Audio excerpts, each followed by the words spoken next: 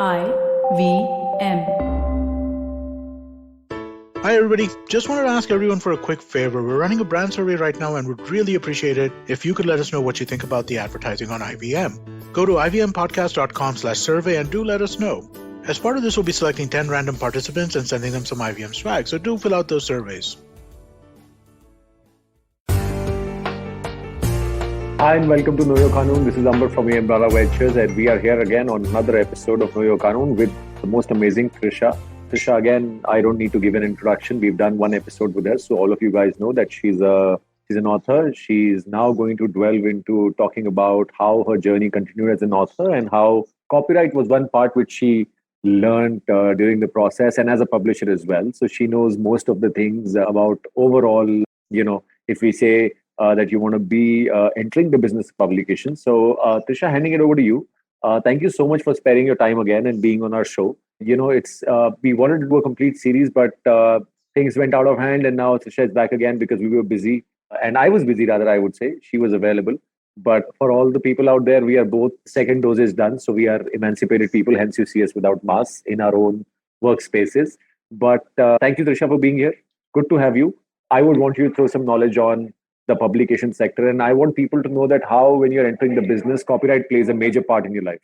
That would be a major I want people to throw light on that from that perspective, so that'll be great. So could you start with that? Okay. Thank you, Amber, for having me here. And yes, we are all, both of us are second doses down. I'm so relieved after that. But yeah, so coming to copyright law, it's kind of a huge area. And as a publisher, I've just only taken into consideration just a little bit of it, which deals with books, not even journalism, not even music, not even any other aspect, because that is where I have worked in. And I've made mistakes. We have learned from it, and without a legal background, it's a trial and error for us as well. So Right. we try to be as thorough as possible, but it doesn't really always happen. But industry teaches you a lot. There are a lot of industry examples which I have taken special note of while dealing with copyrights of all kinds related to pictures, paintings, photographs, as well as the text. So the first thing, one example that I wanted to talk about, very interesting example, was about letters. Now, we might all know the basic copyright thing. But let's talk about letters, the actual letters. आजकल के ज़माने में कोई letter तो भेजता है Right. नहीं. But Absolutely. there was a time people used to write letters and send it across. So there's this very famous Bengali author, Buddhadev Bose, most likely, and he received a letter from the very famous Satyajit Ray. They were in close contact and they used to talk to each other quite often. Right. So now this letter, the author actually used in one of his books as it is. Now, after a couple of days of the publication of the book, he receives a notice from the copyright holder of the book. Now, Satyajit Ray was no more at that point of time, but the copyright holder had the right to file a case or send him a notice for publishing the letter without the consent of the copyright holder. Now he went like, this is my thing, this is what I have received, and hence I can use it whatever the way I want. But according to the copyright law, he has the possession right. Right, correct. Just the possession right. The content is still with the copyright holder. Now, okay, the things were sorted after that and things like that. It went on to be printed and had at least 6 or 7 reprints and things like that after this problem was sorted. But that was a great learning for us in the publishing industry. Otherwise, we wouldn't have taken note of such a thing. We would have wanted to, but perhaps we could have missed things like that. And then this was a great example, and the letters are the best way of understanding how and where the copyright actually belongs to. So after that, there have been a lot of copyright clearances that we do, because I am in a field of books which requires a lot of visuals, Correct. paintings, photographs, letters, maps, and things like that, along with the text of the writer. Right. Now, there are several books. For example, there's one specific book. It's called Mapping India. It contains all the cartography. It is a cartography book and contains maps before Okay. 1947. Wow, that'll be interesting. And that's a very interesting book. But we couldn't get the copyright clearance from one of the museums, and hence we could not use the map.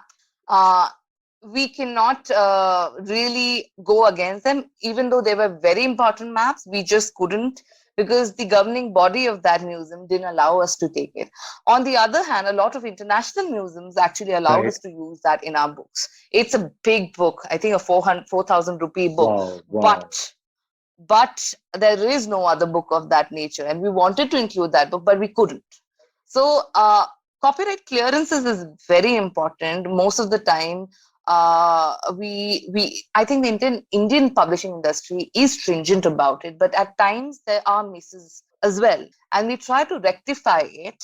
And that has happened. We've tried to rectify it, of course, given the credits and due, just in Right. case there has been a miss or not. But nobody in the publishing industry would want to do such a thing, or desires to do such a thing. They generally don't do it. 99% of the time, good publishing houses will not do that, and try to be as thorough as possible. Now, there's been again a copyright infringement sort of case, perhaps we all know about, which is not really copyright infringement anymore, because the judgment has been passed in Right. favor of it. The Right. 2012 case, DU versus the one at the photocopier Photocopy. at Yeah, Delhi. yeah. That is one of the most I think it was landmark exam judgments. notes. Course It was a material. book course material. Yeah, exactly. Yeah, it was Yeah. their copy. Yeah. The photocopy The had co- taken. Yes. yeah. From different books, From chapters different from books. different books. So that Yeah. I will stop you there, because that is such a common practice everywhere, right? It happens in all colleges, I believe. It's not only Delhi University. It got into limelight because I don't know. I used to study from these notes called Dr. Pathan in Pune, and and Okay. these were a copy paste out of different books, reworded and surmised into some kind of notes in a yellow big book. The Kunji was printed and sent to everybody to study from that. And though I never used it for exams, but to give you a summary of what's happening in that paragraph, they were used, but you could find notes just anywhere on any of the photocopiers, because they have this kept and it's unregulated, right? So how do you deal with it? Well, let's say tomorrow you give me a book and I copy paste the whole thing. Like, I can take printouts out of the book and I can share my views. So don't you face such things? Since you brought this up, I wanted to highlight this. What do you do with such kind of situation? That's more common in the academic sphere in India. This I is just not gave you a new prevalent idea. outside India. Yeah. So this is not prevalent in out of India, because I did my master's from Warwick. So there they were quite meticulous about giving access to all the students. It doesn't happen It doesn't outside happen like much. that. At least I didn't go through it. We were given proper legitimate access to all the material, and libraries had enough copies. But in the case of fair use, India is a very different, developing nations are very different Right. from the developed Right. nations.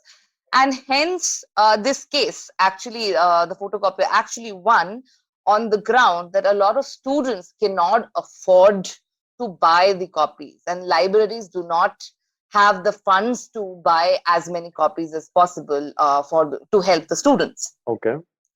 Now, this is there. That's why perhaps I don't get into academic publishing at all. From a publisher's point of view, so it's a fight between the emotions and whoever produces the book. My problem is, I understand the student's psychology. Even I would, as a student, perhaps would have wanted a little cheaper version of things like that. But this judgment could have repercussions, did have a certain repercussions on the publishing industry, who also invest in the book. It's Okay. not just about the profit. We also invest in our book. Sometimes we forget that publishers invest their own money in creating a book to make it accessible.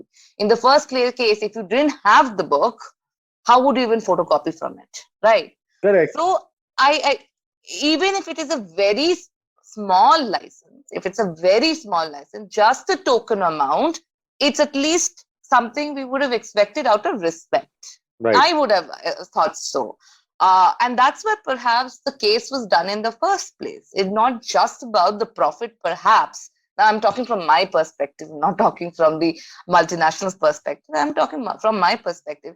As an independent publisher, I'm always struggling for funds, right? So if I get a little bit from every photocopy that goes around, just a little bit. Now, I'm not asking to burden the students too much or things like that.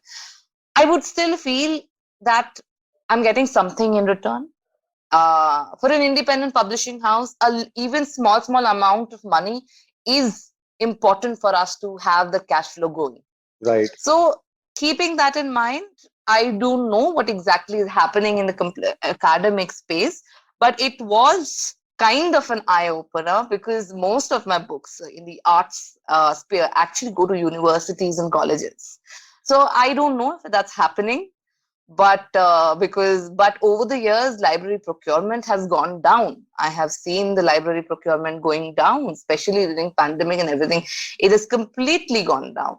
So it has hit us in the process, but hopefully people will take notice and understand there's a lot of effort that goes into it. Even copyright clearance requires a lot of money. So we spend, Right. and we would like to at least get the break even sort of thing. So it's about being considerate. There is no legal or any aspect about it that we can talk about at this point of time. But then again, as we discussed in the last one, it requires us to be sensitive about the producers of the thing. Right. But I think most people do not understand what publishing is in the first place. Right. The space is unknown. The space is not regulated, I would say. But, as we were discussing and as I said, what do you suggest to someone, let's say, with literary arts who just comes to you? Because India, heft is something. I mean, if I talk on the movie side, people steal scripts. They get replicated, duplicated, right? Like as you narrated the incident just before this of Satyajit Ray and One Gentleman.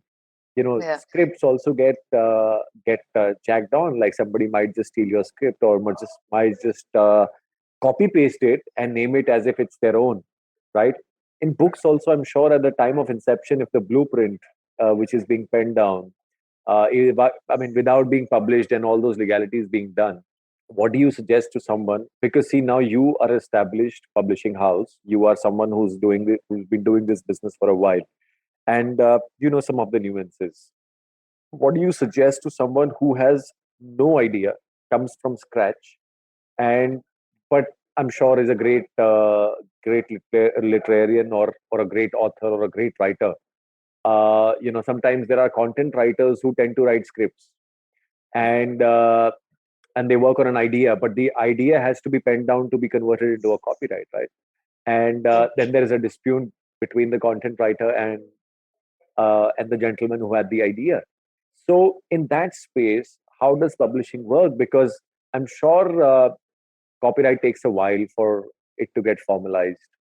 And what if during that phase someone comes to you? How do you deal with something of those sorts? What do you feel the copyright domain should have much better here? I mean, since you deal with all of these nuances, I'm sure you narrated a couple of incidents, but I thought of this scenario as well. Yeah. So there is a registrar of copyright. Wonderful. I wanted you to talk about that.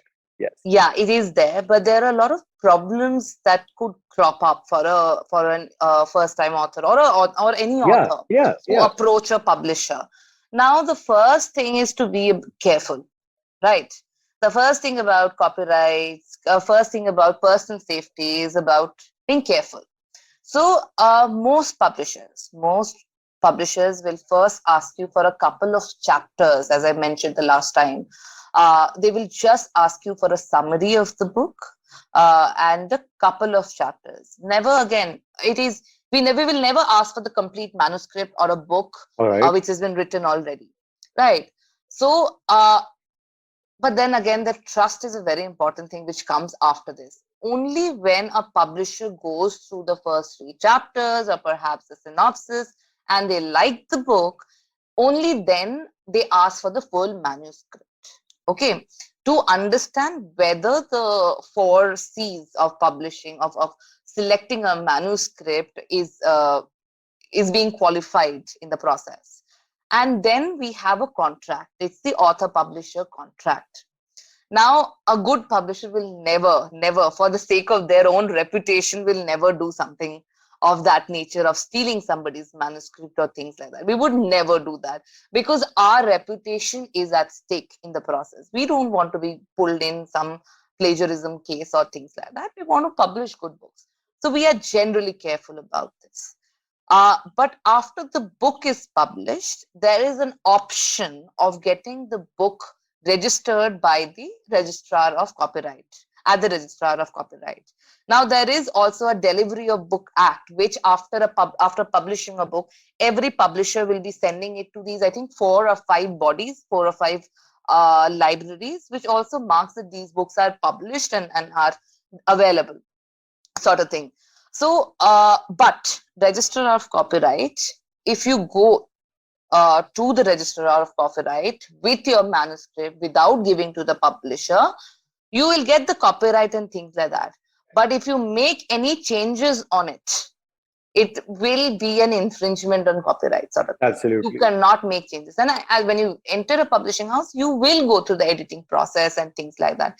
So when it comes, if you register it before going to a publisher, most publishers will not pick it up because there is a possibility that things can go wrong around it, because we will have to edit the book. We can't keep a manuscript as it is without doing a copy editing or fact checking or proofreading. It will change. A manuscript is bound to change when it comes out as a book, before it comes out. Of course, because a lot of tweaks have to happen, right? But again, Registrar of Copyright is optional. You can, when the book is out, it's there. It's already your copyright. Your book, your copyright credits are given on the copyright page. There's an entire copyright page in every book. If you open that book, any book, you will find it. I'll show you one. Yeah. Let me take, for example, Japanese Art in Perspective. So this is a book I got from the library. So for example, this is the copyright page. This is the copyright. It has all the information. When was it first published? Text and illustrations, copyright, everything, all rights and their disclaimers as well. So yeah, there is perhaps more chances of copyright infringement in the form of plagiarism after the book is published. Of course, you just have to tweak the language, reword it, and get it published. That's one of the gray areas of this. So I stress to people that you should know your intellectual property rights really well. You should know how this works, and before you get into this business, I think copyright is a must for everyone, whether they're into publishing, into printing, into or they're authors, or they're into any of the literary side of art. So Trisha, any advice? Because I believe you have some pointers which you had made before we started, which we were discussing. Would you like to highlight upon them?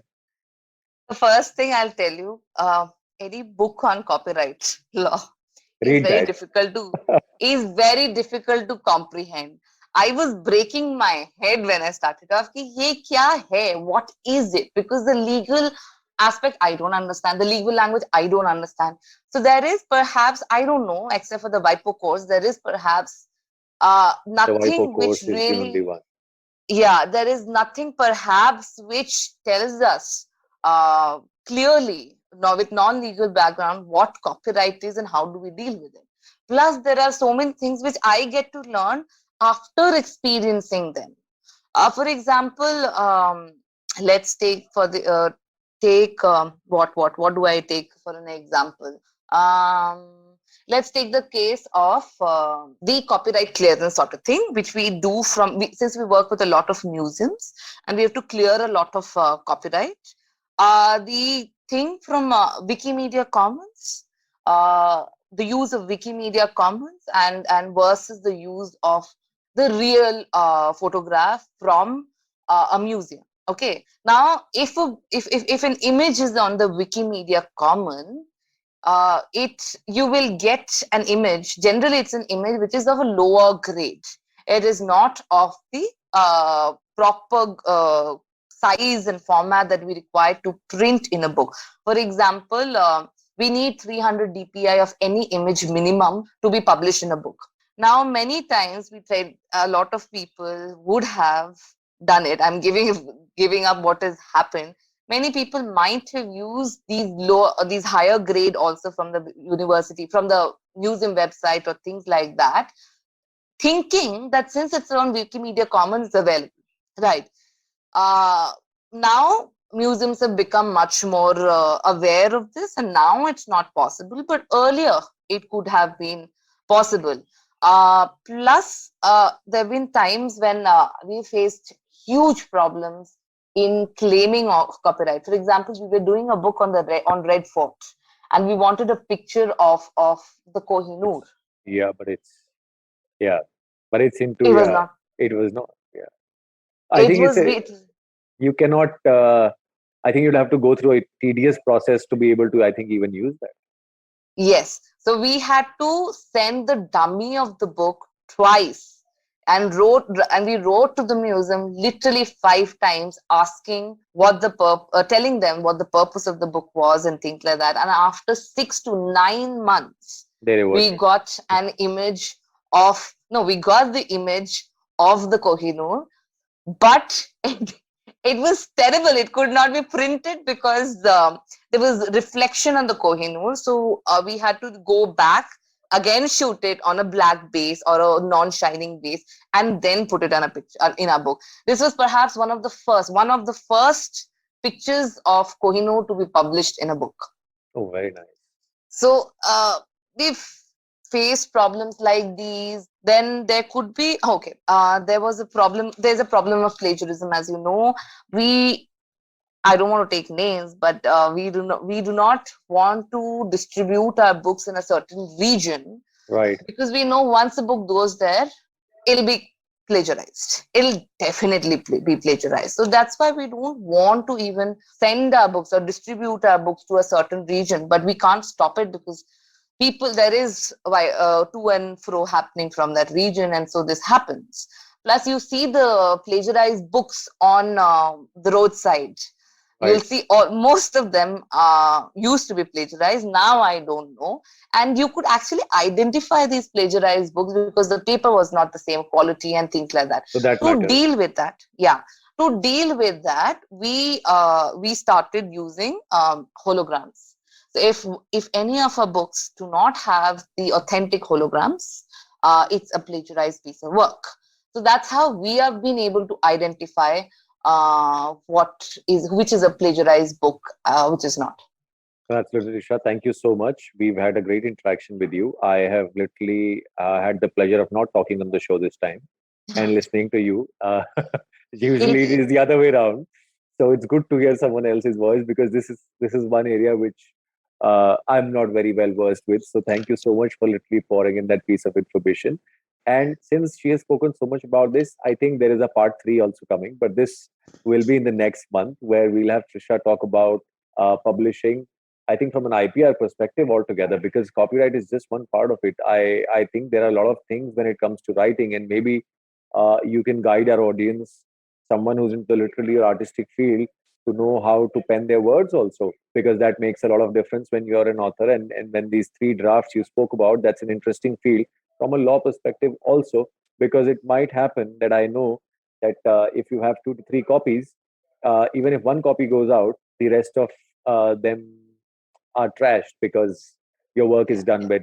But thanks a lot, Trisha. It's interesting, and thank you so much for being with us. It's very, very informative. I hope our audience is able to understand and enjoy what I've had the pleasure to sit and have in conversation with you. So thank you so much. Thank you very much for having me here. Yeah, I hope I've been able to explain anything. No, and we're doing again, I think probably towards the end of August, we have her again and do some interesting content and talk about this at length. And, I want to talk about Constitution as a book also being published, right? That is one interesting area I have in my mind. So thank you so much. Thanks a lot. Thanks, Sumit. Thanks, everybody. Bye, Trisha. Wonderful chatting. Bye-bye.